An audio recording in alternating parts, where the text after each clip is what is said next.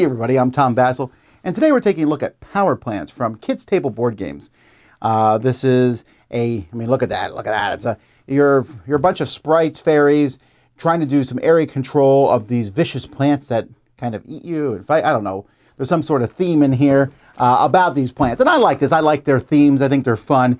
A wizard has the best spell component, so they're sending sprites out to get these, right?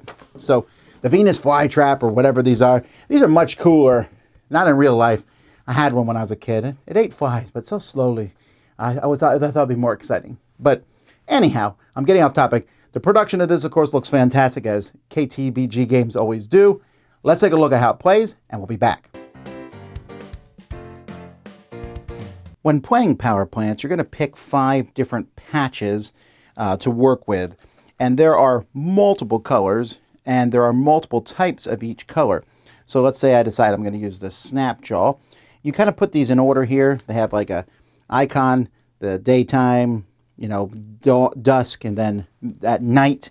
And there's even an alternate version of each of the flowers that's a little bit more complicated. But you're going to pick 5 of them. You're going to take the tiles, the patches for each one, and throw them into a bag. And you'll take a few patches out if you're playing with fewer than 5 players. Otherwise, you're going to take the highest number of each patch, and you're going to build like a little starting area here, just putting them together randomly to build that. And then you're going to take 3 tiles from the bag for like a little market here. Each player is going to put 2 tiles in front of yourself. And if you get 2 of the same color, you can switch one with one of these because you always want 2 different options. Players are also going to have a bunch of different fairies of their color, and the game begins. The first thing you'll do on your turn is you will place a patch from your hand and connect it to here. You're going to connect it anywhere you want, so maybe I want to put it here. I'll put it here for now. And then you'll put a wizard on it. Now, when you put out a patch, you might be able to put a fairy on it. I get 1 free fairy on that patch, and that all depends what kind of patch it is. I did the Emberwood, so I do get a free fairy on it. So I could, let's say for example, I'm orange. I'd put my orange fairy on it. Some patches, like this honey leaf here, this yellow one, you don't get the free fairy on. So that's the first thing that you'll do, is you put out the wizard on the spot, and then you might get a free fairy. Then you have to decide, am I going to sprout or grow? If you choose to sprout, you activate the sprout power of the tile that the wizard's on. If you choose grow, you choose the grow power of every tile that's touching the tile that the wizard is on. Grow powers aren't as strong, but hey, I get 2 of them. So for example, in this case, the sprout power of this one says I get to add 1 sprite, one of my fairies, to this spot, and 5 gems, which would, at the end of the game, if I'm controlling this area, I'm going to get those 5 gems, which are worth points. That's pretty good. If I had chosen the grow of these 2, you do them in order based on where they are on this side of the board. So in this case, the deep root one would happen first, and it says add 1 sprite to a patch that's in a straight line from the wizard. So I might be like, I'll place one here. And then the Snapjaw, their grow says capture a lone rival sprite from a patch next to the one.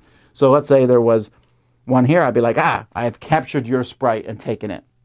So at the beginning of the game, this is the wiser move to make, because now I have 2 sprites here guarding this, and I'm controlling that region. Whenever you add sprites to a region, you just put them there. If someone else's sprites are there, instead you would remove one of theirs. When you remove their last one, you got to add another one. That's pretty much it. All these powers are listed on these big cards that are next to the board, that are in order, but each player also has a very nice player aid that tells you the sprout and the grow powers of all the different flowers in the game, and on the reverse side, all the alternate ones. And there's all sorts of things. Like the honey leaf, add 2 sprites each patch next to the wizard that has 1 or 0 sprites on it. Its grow power is add 1 sprite to each patch next to the wizard that has 1 or 0 sprites on it. The Tanglethorn, add 3 sprites to 1 patch next to the wizard, but the grow powers add 1 sprite to the wizard's patch. So you have to decide which of these is right for you to do. So you're deciding where to put it. You're doing all of this, and by the way, when you're done, you're going to draw a new tile from the bag, and again, if you get 2 that are the same, you can exchange one with the market in the middle. But That's what you're going to do. You're just going to keep going this back and forth, trying to control things. When the last patch is drawn from the bag, everyone gets one last turn, and then you're going to see how many of these gems you've gotten during the game. There are some patches that might just give you gems. Some plants have end game scoring. So for example, the Snapjaw, one that lets you capture a sprite, says at the end game, you must buy back your own captured sprites from other players at a cost of 1 gem each. So essentially it's -1 point for each of your sprites that's captured by other people. If you control a patch at the end of the game, you get the gems that are on it, and then each field of the same type. So let's say here we got 2 of these deep root tiles next to each other here. Whoever has the most fields controlled, so this would be a tie between orange and gray. When there's a tie, you look at the lower number, so 4 would break that tie.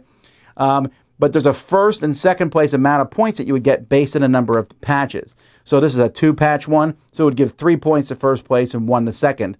If it was 7 patches, big, that's using a lot of tiles, that would be 13 points for first place, 6 for second place, and anyone else there would just get 1 point.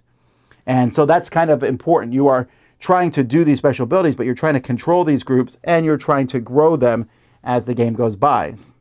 But it doesn't have to be. You can put a blue patch over here. And so these patches, these different fields, are going to score at the end of the game. You will add in all the gems you get for that scoring, plus gems you've gotten from the game, plus gems of areas you control at the end of the game. And whoever has the most points is the winner. Okay, so there's a couple things here. I want to start out by saying I enjoy this game. There's a lot of cool things in here, but there's a couple caveats that I think we should jump in at the very beginning. One is, this company is called KTBG, which stands for Kids Table Board Games. I wouldn't play this with kids. It's colorful, it's bright, but there's 2 things that would stop me from doing that. One is, there's a lot of stuff going on. There's a lot of powers on all these cards.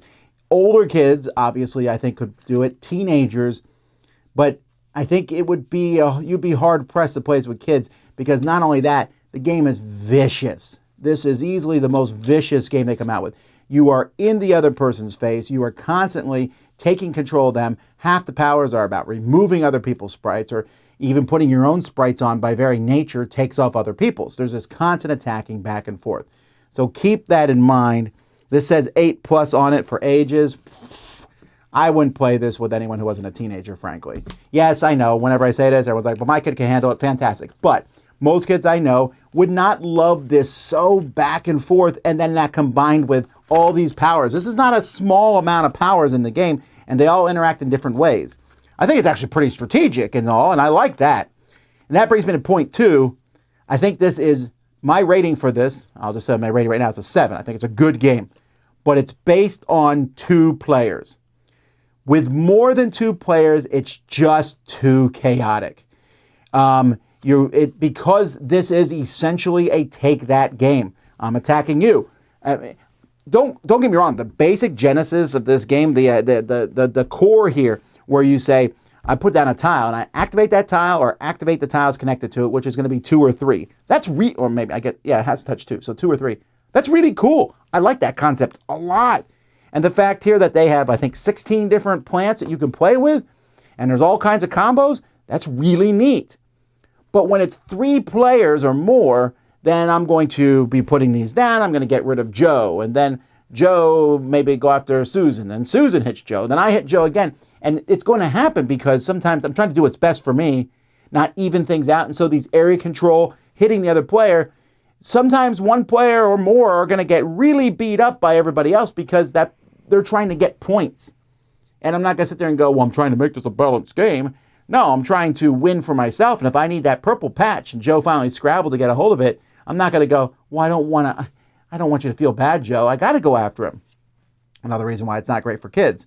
With 2 players, though, that's much more easily managed because I'm hitting you, you're hitting me, and we go back and forth. And don't get me wrong, I'm not even necessarily afraid of the attacking each other part of this game. It's just that being in a multiplayer game means multiple people. It's just so chaotic, it's hard to control anything. You take some spots, like you put out that one you saw, right? I put a guy out with 5 gems. Well, Joe wants that, then Susan wants it, and then Francie wants it too, and I don't have it on my turn again. So I'm like, okay, I'll do that. And it's very, very chaotic. And some people might really enjoy that. But to me, when it's 2 players, it's much more tactical. I do this, I play this, I do that, or I'm controlling that area. I really like this at 2 players. It's really good. I just think with more than 2, we start running into that chaos. I did think, this wizard token, right? Like, why do I even need to put the wizard token down? Because you do.